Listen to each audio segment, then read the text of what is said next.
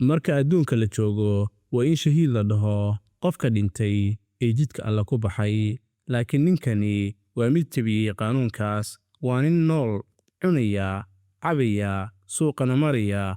haddana nebiga naxariis iyo nabadgelyo korkiisa ahaatee waxa uu ku sheegay inuu yahay nin shahiid ah. nebiga naxariis iyo nabadgelyo korkiisa ahaatee waxa uu yidhi, qofkii jecel inuu arko shahiid dhulka socda ha eego Dalxa bin Cubaydillah. waa ninka maalintii Uxud jirkiisa laga tiriyey in ka badan 70 nabar. waa ninka dhabarkiisa jaraanjar uga dhigay nebiga naxariis iyo nabadgelyo korkiisa ahaatee si buurta uu u koro. waa ninka malaayiin hanti ah bixiyey ilaa loo bixiyey Dalxatul Khayr. soo dhowaada saaxiibayaal, aniga waxaan ahay Abshir Casaawe, halkanna waa Casaawe Media. maanta waxaan idinla wadaagi doonaa qisada Dalxa bin Cubaydillah. intaana muuqaalka sii gudagelin, haddii aad nagu cusub tahay nagu soo biir oo subscribe saar channelka. haddii aad hore noogu xirnaydna muuqaalka like dheh oo na sii shargare. Dalxa waxa uu ahaa wiil dhalinyaro ah, ganacsado ah oo reer Maka ah. maalin isagoo jooga suuqa Busra waxa uu maqlay wadaad Kristan ah oo dhahaya, dad yahow ma idinku jira cid ka timid dhulka xaramka ee Maka? Dalxana waxa uu yidhi, haa, aniga ayaa ka imid. wadaadkiina waxa uu yidhi, miyuu soo baxay Axmed? Dalxana waxa uu yidhi, waa kuma Axmed? wadaadkiina waxa uu ku yidhi, waa nebigii ugu dambeeyey, wuxuuna ka soo baxayaa dhulkiina, wuxuuna u hijroon doonaa dhul dhagax madow iyo timir leh. ha moogaanin wiil yahow ee degdeg u raac. ereyadaasi waxay gubeen qalbiga Dalxa. ganacsigii ayuu soo urursaday, wuxuuna u soo dheereeyey magaalada Maka. markii uu yimidna waxa uu maqlay in Maxamed naxariis iyo nabadgelyo korkiisa ahaatee uu nebinimo sheegtay, Abuubakarna uu raacay. toos ayuu u aaday Abuubakar. Abuubakarna waxa uu u geeyey nebiga naxariis iyo nabadgelyo korkiisa ahaatee. isla goobtii ayuuna ku muslimay, wuxuuna noqday mid ka mid ah 8 qof ee ugu horeeyey islaamka. islaamnimada Dalxa ma ahayn mid sahlan. Quraysh way carootay. ninkii ugu xooga badnaa Quraysh ee Nawfal bin Quwaylid ayaa qabtay Dalxa iyo Abuubakar, wuxuuna ku wada xiray hal xarig, wuxuuna isku soo dhoweeyey dhabarkooda, wuxuuna ku garaacay ul iyo karbaash, isagoona ku leh ka laabta diintan. laakiin way ka diideen. taariikhda islaamkana waxaa labadan saxaabi ee Abuubakar iyo Dalxa lagu magacaabaa Alqariinayn, oo micnaheedu tahay labadii isku xirnaa ama labadii mataanoobay. xiriirka ka dhexeeya Dalxa iyo Abuubakar waxa uu ahaa mid dhiig iyo iimaan ku dhisan ilaa geerida. dagaalkii Uxud waxa uu ahaa imtixaankii dhabta ahaa ee Dalxa. markii ciidankii muslimiinta la jebiyey, dadku way kala carareen. nebiga naxariis iyo nabadgelyo korkiisa ahaatee waxa u haray 12 nin oo keliya.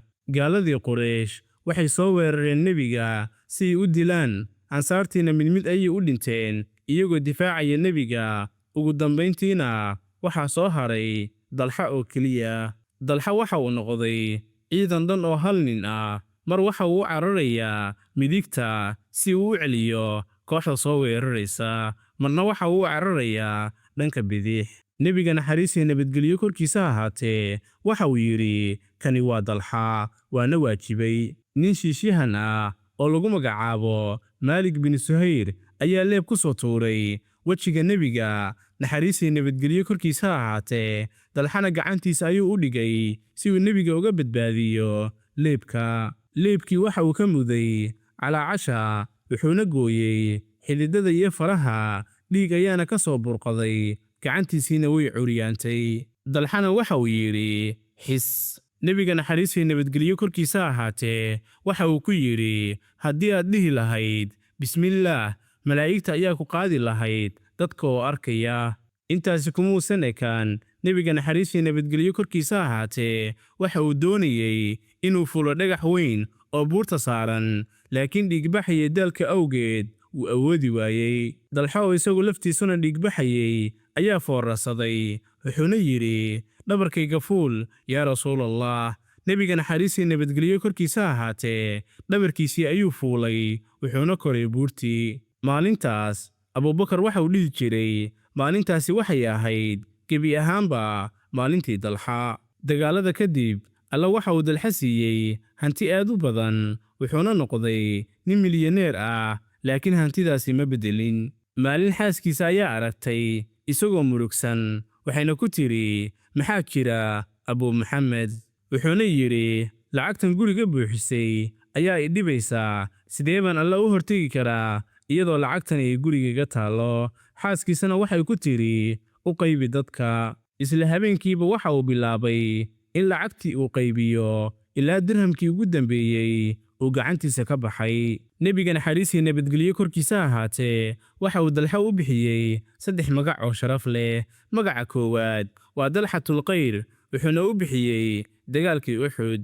magaca labaadna waa dalxatul fayd wuxuuna u bixiyey markii ceelka uu iibiyey ciidanka magaca saddexaadna waa dalxatul juud wuxuuna u bixiyey dagaalkii xunayn sanado badan kadib waxaa dhacday fidnadii dagaalkii jamal dalxa iyo subayr waxay dalbanayeen in loo qisaaso cusbaan cali bin abi daalib ayaana ka hor yimid sida zubayr oo kale markii cali uu la hadlay dalxa waxa uu xasuustay hadalkii nebiga wuxuuna go'aansaday in dagaalku uu ka baxo wuxuuna u jeestay dhanka dambe si uu u tago laakiin qadarka alle uu qoran yahay nin la oran jiray marwaan binu xakam oo isla ciidankiisa ahaa balse colaad u qabay ayaa arkay dalxa oo baxaya marwaanna waxa uu qaatay leeb wuxuuna ku dhuftay dalxa leebku waxa uu ku dhacay xididka lugta taariikhyahanada qaarna waxa ay sheegaan jilibka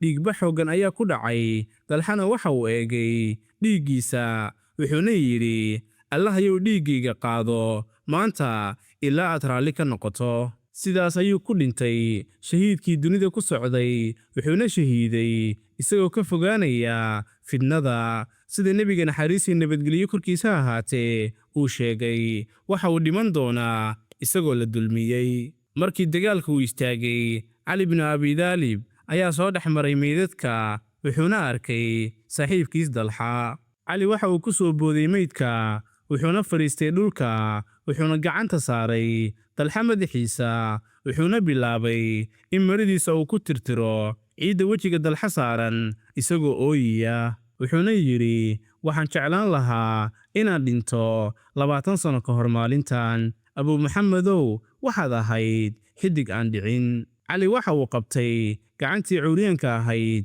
ee dalxa wuxuuna yidhi gacantan waxay inta badan ka leexisay dhibka wejiga nebiga naxariis iyo nabadgelyo korkiisa ahaatee waxaan rajaynayaa in aniga adiga iyo zubayr aan noqonno kuwii alle uu yidhi waxaan ka siibnay wixii laabtooda ku jiray oo xiqdi ah iyagoo walaalo ah oo sariiro isku hor fadhiya dalxa bin cubaydillah waxa uu ahaa nin oofiyey ballankii uu alla la galay waxa uu dhiiggiisa ku bixiyey uxud wuxuuna maalkiisa ku bixiyey magaalada madiina allaha ka raali noqdo dalxa bin cubaydillah fadlan daawade haddii aad ka heshay qisadan quruxda badan fikirkaaga ku aadan qisada noogu reeb qaybta kommentiga haddii aad tahay saaxiib nagu cusubna nagu soo biir oo subscribe sar channelka haddii aad horey noogu xidhnaydna muuqaalka leegdhe oona sii sheergaree si ay u gaaraan saaxiibo badan oo adigoo kale ah oo qisooyinka jecel